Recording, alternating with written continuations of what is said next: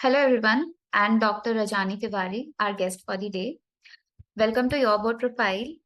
I am Meghna, host for the day. So, before starting, I would like to give a brief introduction about our guest for the day. We are joined today by Dr. Rajani Tiwari, Chief People Officer at Green Cell Mobility and a seasoned HR leader with nearly 2 decades of experience across diverse industries. In today's conversation, we'll explore her perspective on building strong organizational cultures. So, ma'am, with your due permission, can we proceed with the questions?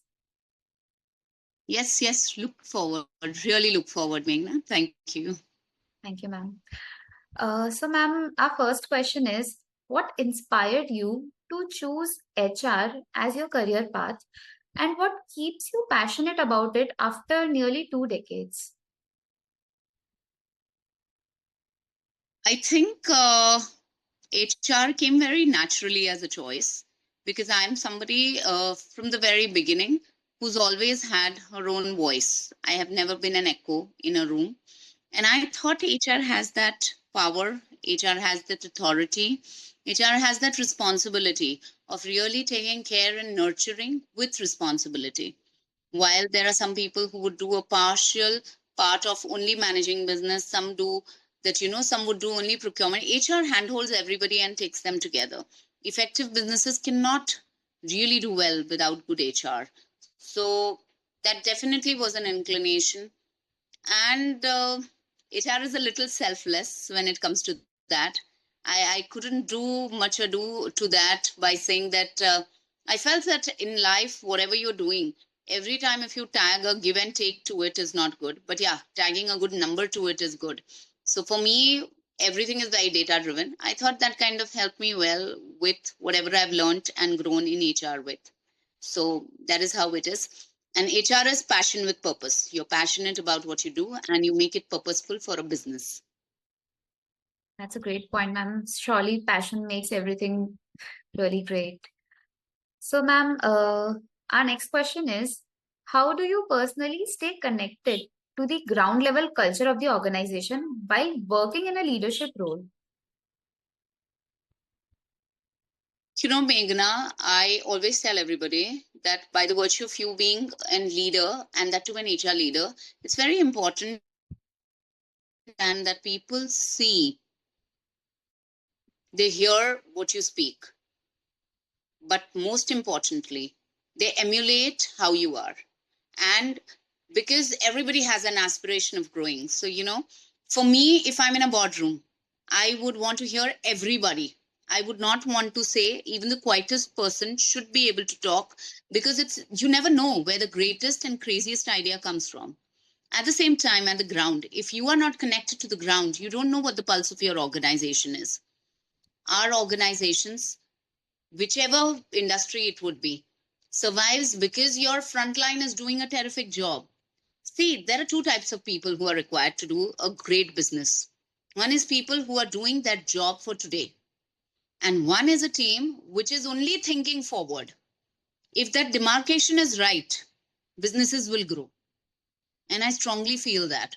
For me, anybody in my organization can reach out to me anytime, and they know that the response time is nothing less than, at times a minute to 24 hours. But within 24 hours, they will give a response. If I am in a consciously, it's a rule, carry phones in meeting.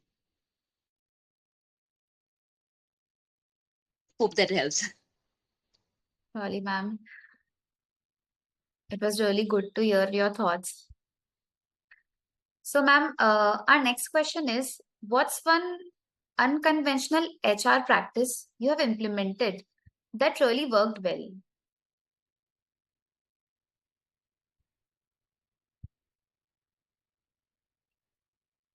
So I'll tell you, this is I first and foremost, if you see a lot of MNCs, they drive diversity through a diversity candidate.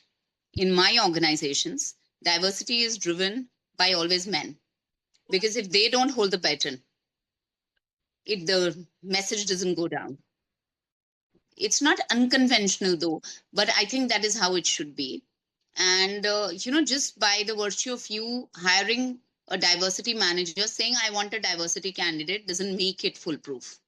You have to have people who are a part of that group to be leading it.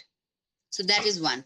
One more, typically a great practice which I follow is a non-monetary reward and recognition.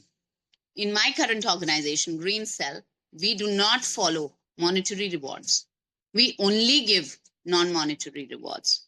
And we're very proud of that. We're very proud of that. And trust me, for that one certificate, employees fight. They really work hard. They really know the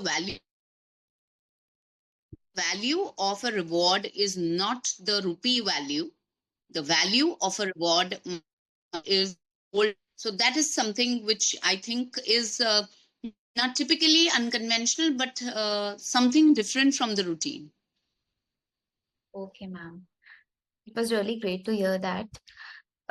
So, ma'am, our next question would be, if you could give one piece of advice to young professionals who aspire to be in your shoes one day, what would it be?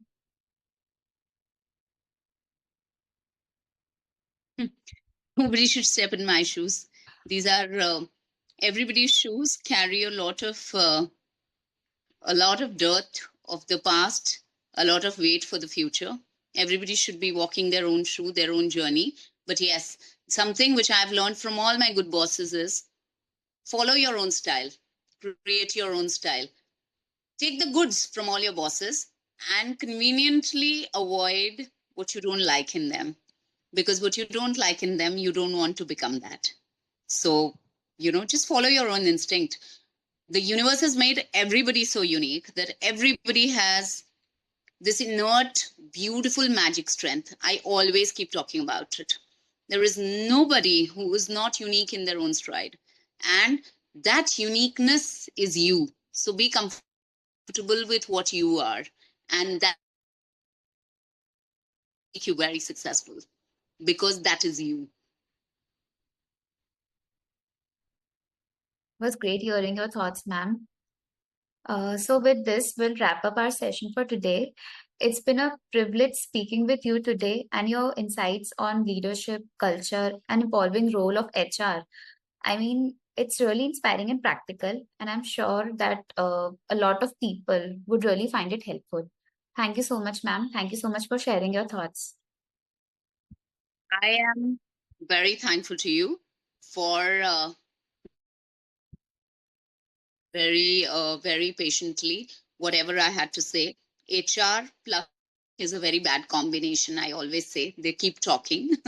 So thank you for being so patient and loads of luck to you. Thank you. Thank you, ma'am.